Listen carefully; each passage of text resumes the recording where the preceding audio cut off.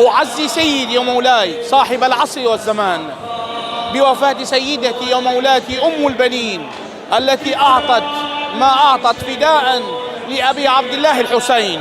هذا اليوم تغطيتنا اليوم من محافظة بابل لليلة وفاة سيدتي أم البنين. كونوا معنا. أفضل الأعمال الصلاة والسلام على رسول الإنسانية المصطفى محمد صلى الله عليه وآله وسلم وعلى آله المنتجبين. نعزي العالم الإسلامي والإمام صاحب الزمان عجل الله فرجه والمراجع العظام بمناسبة ذكرى وفاة السيدة الجليلة أم البنين عليه السلام. وكعادته موكب محلة جبران يقيم في هذه الذكرى العليمة مجلس عزاء، وكعادتهم أبناء النجف أبناء أمير المؤمنين عليه السلام يأتون إلى هذا المكان الشريف ليشاركون أخوتهم في محلة جبران العزاء للسيدة الجليلة أم البنين عليه السلام. ونسأل من الله القبول لنا ولهم ولجميع المؤمنين بهذه المناسبة. إن شاء الله قصيدة اليوم تتكلم عن مآثر السيدة أم البنين وتربيتها لأبنائها الأربعة وموقفها في الوفاء الكبير للإمام الحسين عليه السلام. بسم الله الرحمن الرحيم. ذلك ومن يعظم شعائر الله فإنها من تقوى القلوب. صدق الله العلي العظيم وصدق رسوله الكريم وصدقت العترة الطاهرة من بعده. الحمد لله أن جعلنا وكنانا من شيعة مولانا أمير المؤمنين، فلله الحمد والشكر الوافر. حقيقة نعيش هذه الأيام ذكرى وفاة الجليلة الطاهرة حرم مولانا أمير المؤمنين أم الشهداء أم العباس وأخوته حبيبة الإمام الحسين مولاتنا أم البنين، وتحديدا في هذه الليلة المباركة وفي هذا المكان المبارك في مدينة الحلة الفيحاء مدينة العلم والعلماء، حيث هذا مزار العلماء الأربعة. سيقام هذا المجلس السنوي لموكب محلة جبران الذي سيرتقي به المنبر سماحة الشيخ صادق برهان ويليه الرادود النجفي الذي دائما نسميه ونلقبه ببلبل الإمام الحسين كرار أبو غنيم، وهذا الجمع اللي هو جمع مدينة الحلة. حقيقة هذا الموكب يتبع إلى ممثلية المواكب الحسينية في محافظة بابل التابعة للأمانتان العامتان للعتبتين الحسينية والعباسية عليهما أفضل الصلاة والسلام.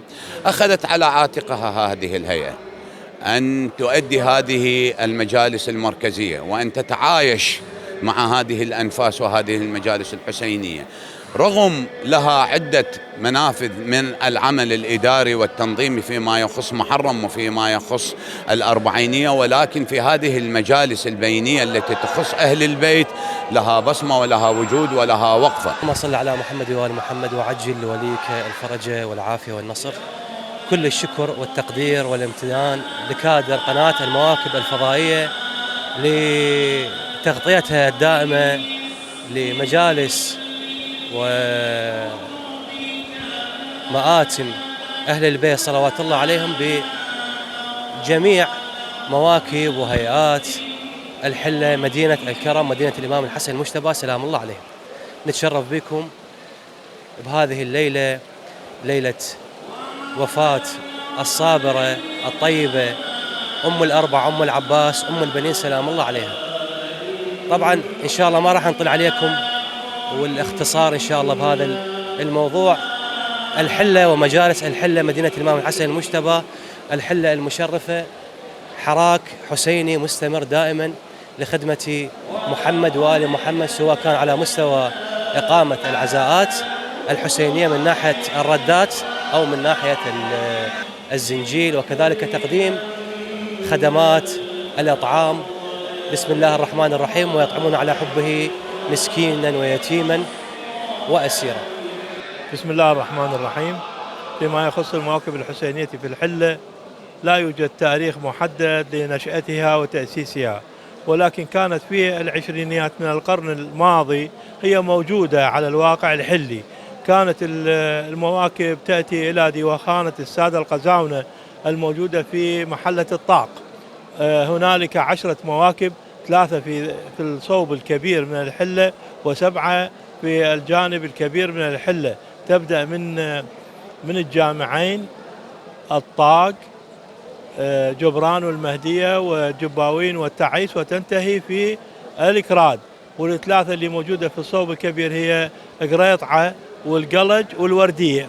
هذه المواكب كلها تجتمع وتؤدي مراسيم وشعائر طقوس محرم الحرام في ديوخانة السادة القزاونة. بال54 55 حصلت انشقاقات كبيرة في صفوف المواكب الحسينية في الحلة بسبب الانتماءات السياسية.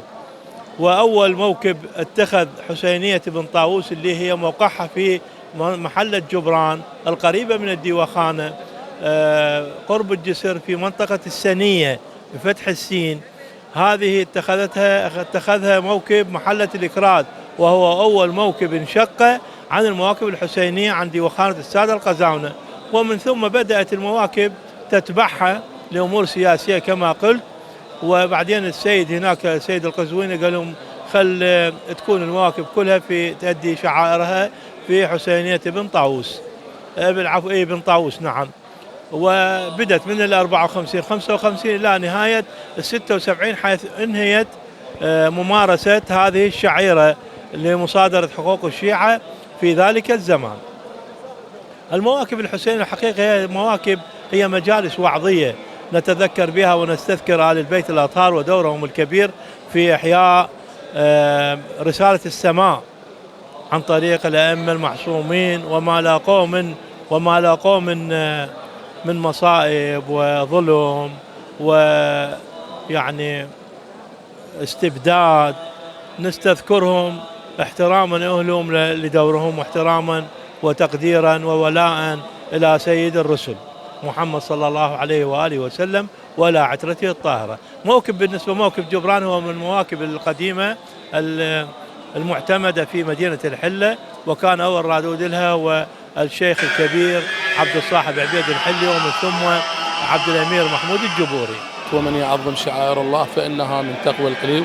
يقيم موكب محلة جبران بذكرى وفاة أم البنين عليها السلام مجلس عزاء سنوي، وهذا المجلس يعني أكثر من 15 سنة يقام في هذا المكان إن شاء الله في موكب محلة جبران. اليوم إن شاء الله الشباب الحسيني المؤمن أتوا من جميع المحافظات لهذا المجلس، لأن هذا الموكب له علاقة قديمة وعلاقة أزلية بجميع المواكب في النجف وكربلاء وطويريج والمسيب والحمزة والقاسم والرميثة وجميع المناطق والكاظمية أيضا هماتين. فإن شاء الله شوف الحضور إن شاء الله من جميع المحافظات موجودين هنا.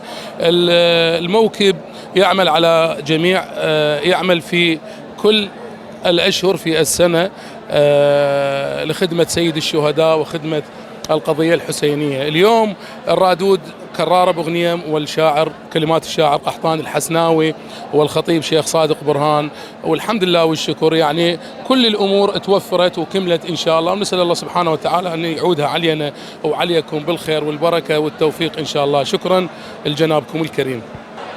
أجدد لكم العزاء بسيدة العطاء مولاتي أم البنين. وفي نهاية هذه التغطية أتمنى لكم طيب المتابعة.